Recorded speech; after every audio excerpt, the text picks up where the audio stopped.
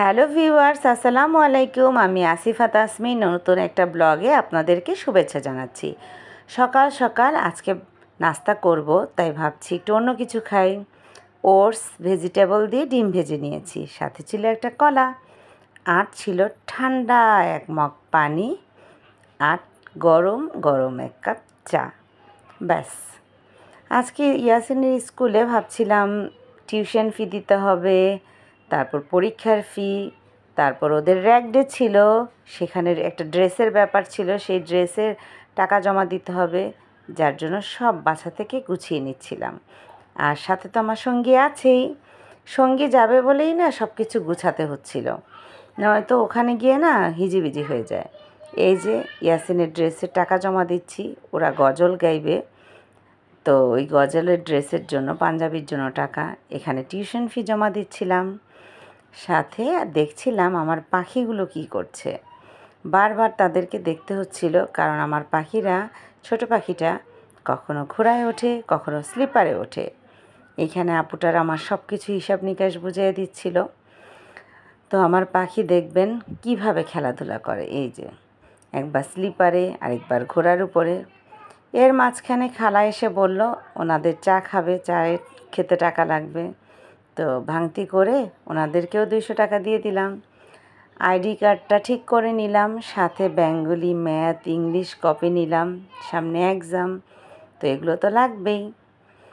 সব গুছিয়ে বাসার দিকে বের হয়ে রওনা দিলাম। বাসায় চলে আসলাম পাখিদেরকে নিয়ে। আজকে না এত ব্যস্ততার মধ্যে দিনটা কাটবে আমার, আগে জানতাম না। যাই হোক, আপনারা সাথে থাকেন, দেখবেন। ঢুকেই বাচ্চাদেরকে নাস্তা খাওয়াচ্ছিলাম।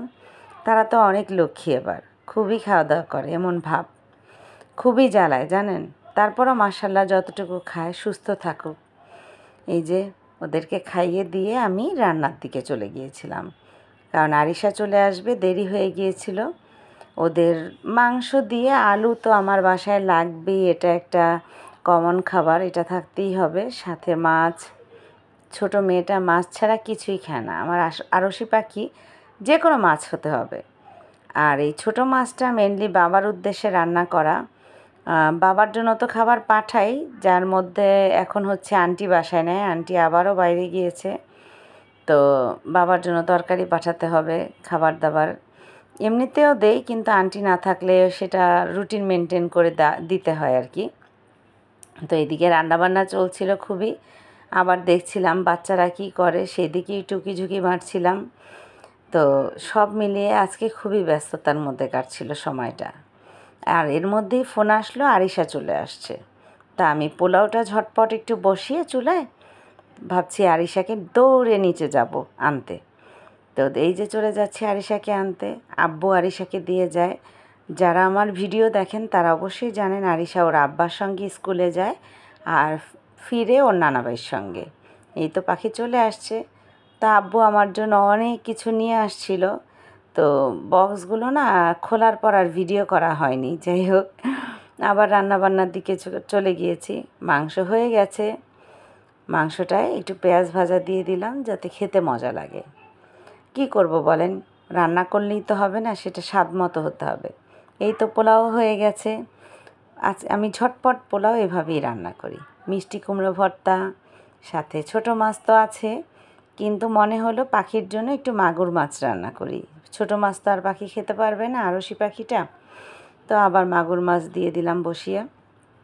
রান্নাবান্না করতে করতে ভাবছিলাম সারাদিন শুধু সংসারের পেছনেই না সময় যায়, নিজেকে আর সময় দেওয়া হয় না। তো বিকেলে বাচ্চারা ঘুমাচ্ছিল, এটা সন্ধ্যাবেলা হালিম রান্না করেছিলাম, তো বাবার জন্য একটু হালিম পাঠাচ্ছিলাম, খালাকে দিচ্ছি, আরিশা টিচার ছিল, আমি খাবো, সবাইকে সাজিয়ে গুছিয়ে দেন নিজের বাটিটা নিয়ে বসা হলো। আলহামদুলিল্লাহ, আল্লাহ তারপরে যাতে ভালো রাখে, সুস্থ রাখে, বাচ্চাদেরকে যেন ভালো রাখে। সব শেষে 1 কাপ চা তো হতেই হয়, নয়তো মাথা ধরা তো কমে না, কারণ সারাদিন তো দৌড়ে দৌড়েই কাটে আর রেস্ট হয় না। তো সন্ধ্যার দিকে খুব খারাপ লাগে। এই তো ওর আব্বা চলে আসছে বার্গার নিয়ে, কারণ ওরা বাসার নাস্তা আজকে খাবে না, ওরা বার্গার খাবে। দেখেন কিভাবে ভিডিওটা করেছি, ওরা যেভাবেই খায় সেভাবেই ভিডিওটা করেছি। আমি না রিয়েলিটিটা খুব বেশি বিশ্বাস করি, আমি যা ঠিক তাই। আপনাদের জন্য বা সবার জন্য আমার নাটক কেন করতে হবে? ব্লগ করি তাই বলে কি নাটক করব? সেটা তো না। তো রাতের খাবারে ছিল পরোটা, ডিম ভাজি এইসব। আর সব শেষে যেহেতু পরীক্ষা, লেখাপড়া তো থাকতেই হয়। সবাই দোয়া রাখবেন, ভালো থাকবেন। আল্লাহ হাফেজ।